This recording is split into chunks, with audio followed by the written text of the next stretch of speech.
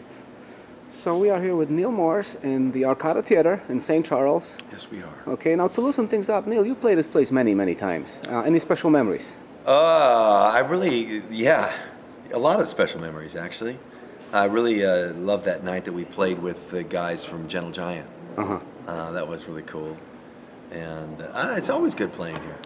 It's great. It's a great venue. And how many times have I played here? 3 or 4 times, maybe? Quite a few times. Flying Colors, Transatlantic, Oh, yeah, Solo. Flying Colors, too. Yeah, gosh. Yeah. Some of that stuff's all a blur, you know? Yeah. You're traveling around and playing gigs and a different place every night can be kind of, a little bit of a blur after a while. But, yeah, it's always a good place. I remember there used to be, there was a good restaurant or something. I met some friends over at the Irish pub or something like that right around here. And that was nice, too. So, yeah, it's a good place. So the new album, it's a concept record. Tell us all we need to know about it. How did all you need to know. I know, there's a lot, isn't it? Well, I don't know, I guess. Sometimes it's better if you don't know that much and you just experience it.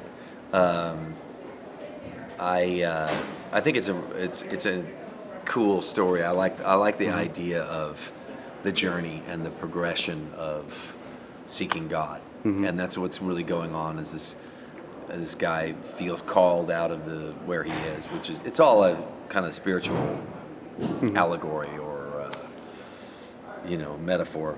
Now, this story is inspired by a book. Can you tell us what book it was? Yeah, it's inspired by the book Pilgrim's Progress, which wasn't actually the original title. The original title was something like The Pilgrim's Progress from This World to the Next, as given under the similitude of a dream. So that's why a lot of the pieces start off with I saw in my dream this, because the whole thing is given through a narrator through a dream. And it was written in the 1600s by a guy named John Bunyan. And it's this whole spiritual allegory, or however you want to put it, about seeking God in all the different places that you go through, all the different kind of spiritual, I can't think of the right words, I'm sorry. But, all these different kind of spaces that you pass through. And I like it because it's about the journey and the progress that he makes. Did you ever attempt to transfer a book into a musical piece before? Let's see, let me think.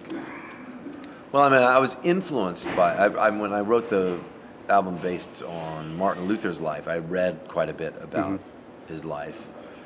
But it wasn't really based on a book. So no, I guess this is the first time. What would you say was the biggest challenge in getting it done?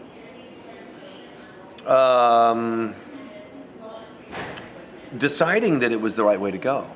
I think once we all committed and decided that it was the right way to go, then I feel like it flowed out really easily. It was just kind of finding our way in that, and then realizing, yes, this is the way we're going to go, and there was some tension in the band about whether we should, explore as far as we did, like whether it needed to be a two disc or a single disc. And once we established all that, man, it just flowed. It was great. How long did the whole process take? Well, let's see. I spent maybe 3 days writing on my own in December, and then I think we spent 4 or 5 days in January without Mike because he was busy. And then I spent maybe 2 or 3 days in February when I was snowed in, sketching out a lot of the stuff that would become the second disc. And then I think about 10 days all together in March with Mike. That's my recollection. Yeah. Now, as I watched the making of DVD, which came as a bonus to this album, I noticed that there was a lot of reluctance, when you were making this record, that not everyone was on the same page, not everybody was sharing the same vision. So, what had to happen in order for this album to be what it is? Well, it's almost like the album itself. There's on the road. Sometimes we encounter some resistance, and there's issues and problems, and just like with the character in the book, he falls into this swamp and he's got to get out, and his friend leaves him, and then he veers off course and gets into problems, but then God brings him back, and so in the making of this album we had some stuff that was hard, some just issues. Mike didn't want to make a second disc. He's been very vocal about that. Yeah, I noticed like his reluctance was very obvious on the video. But one of the excuses that he said was that Dream Theater recently made a double album like that. That was one of them. And I'm thinking, wow, there's still so much hurt there in a way.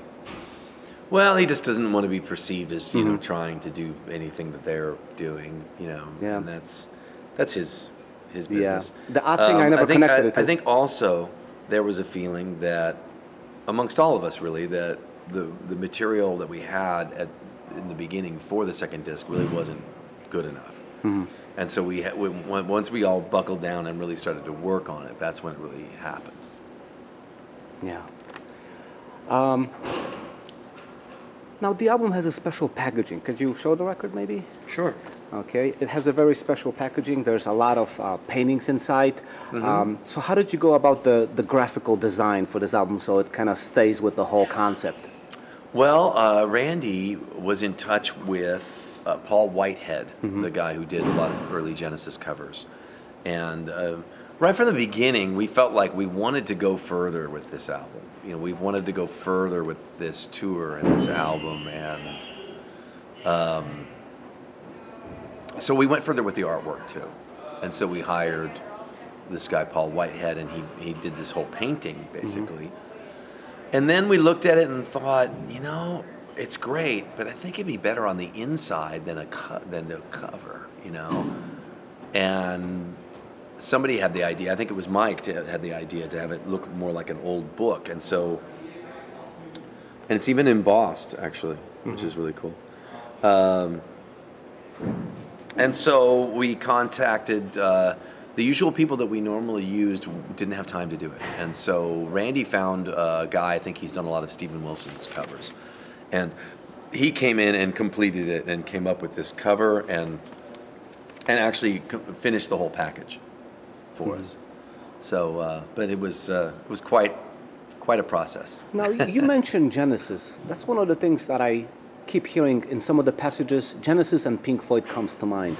What was going through your head when you were composing the music? Was that Genesis, Pink Floyd's music always present in subconsciously somewhere? Oh, I don't know. I mean, I was always a Genesis fan. I like Pink Floyd, but I was not as much of a Pink Floyd fan. Mike is, certainly.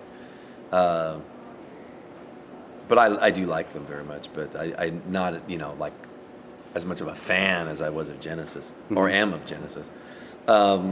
No, we try not to think of anybody when we're writing. You write from as honest a place as possible, and there's all kinds of different influences on this album. I mean, it's very varied, a wide variety of stuff. There's bluegrass kind of influences and jazzy bits, and so there's like Steely Dan-ish stuff, and lots of influences. Now, in addition to the band working on it, there were a lot of special guests. What did they contribute to the record? Mostly the guests. They did the overdubbing. We thought, well, we should have a soprano sax solo here. And Bill's playing it tonight, but the guy that did it, Randy, found him in L.A. And the horn section was the guys that I usually use in Nashville. And the strings were the guys that I usually use in Nashville. And, what else is on there? I don't know. A lot of little bits here and there. Oh, the McCrary sisters are people that I've used, gospel singers that I've used from time to time. That doesn't sound like the right way to used. That they're on. Work with. Yeah, we work with. There we go. And they've been on Flying Colors and other things. So they're really good.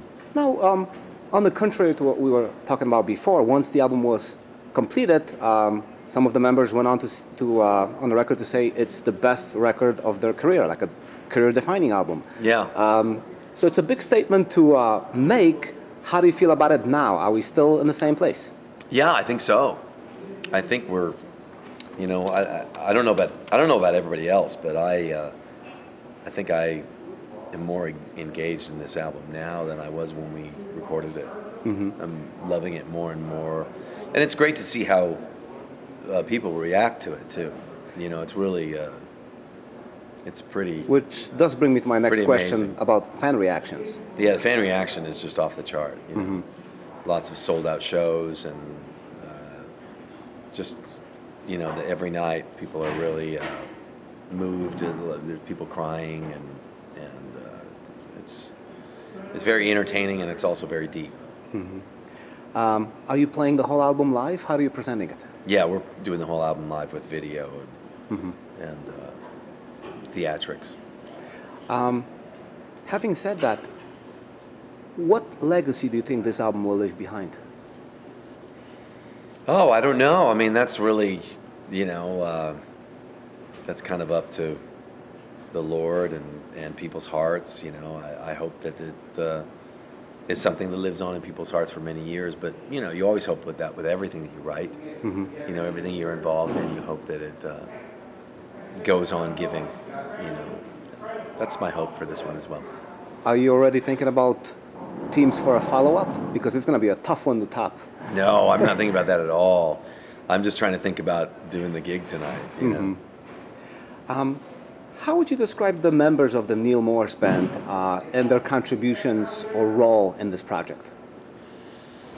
Oh, well, I mean, they're all just amazing musicians. I mean, well, you'll see tonight. I mean, they're really stellar, very, very gifted. And, yeah, everybody contributed, you know. I mean, I suppose some more than others. It's like any sort of cooks in the kitchen sort of situation.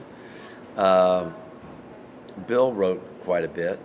Eric contributed a lot of the heavy riffs and things. And it's hard to say, you know, when you're all writing in a room, you know, it becomes just a team effort. Whoever came up with the initial idea, it doesn't really matter how it gets kind of, everybody starts, you know, painting on the canvas, you know.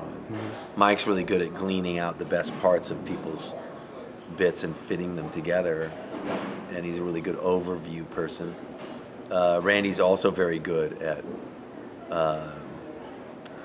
figuring out how to transition from one thing to the other, and yeah, it's just great. You and Mike, you have a very special relationship. You go back to, I mean, I recall the Spock's Beard shows when he would make a special appearance during a live show with the Ace Frehley mask. Oh, wow. And so on. So you have a long history. Yeah. How would you describe the understanding between the two of you? Well, I think, you know, we're friends. We're very good friends, and we're also big fans of each other's work and playing, and you know, it's kind of a bit of a mutual admiration society, I suppose. But yeah, he's a very dear friend, and I consider it a great blessing to be able to be working with him. Great. When it's all said and done, when it comes to this album and the tour, what do you think your biggest takeaway will be? The blessing of God. That's what I feel. That's what I feel every night when we're playing it. You know, it's like I just feel like it was orchestrated by Him, and that He brought us together to do this at this time, even when we were reluctant. Because when I first had the idea, I wasn't that enthused about it. I never even read the book before. You know. Somebody had sent me the suggestion, and I started kicking it around, and it seemed like maybe there's something there. I don't know. I don't know if I really want to do that, though. A big concept album, I don't know. You know, I wasn't that enthused about it. It's a big undertaking. And then Mike was really against it, you know, and the other guys were kind of ambivalent. I think they were like, I don't know, let's try it. But as we tried it, it just, you know, all the pieces, you know, the other pieces that the guys brought and everything just kind of began to just happen, you know, and then you know.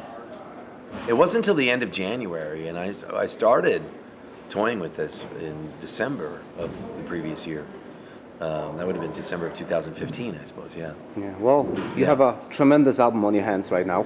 Thank you. Is there anything else that you wanna add about the record that I might have missed? Oh, I don't know.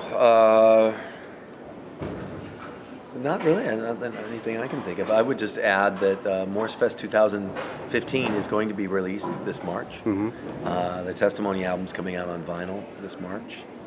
And that's all I got, I think. Yeah. Thank you, Neal. Thank you.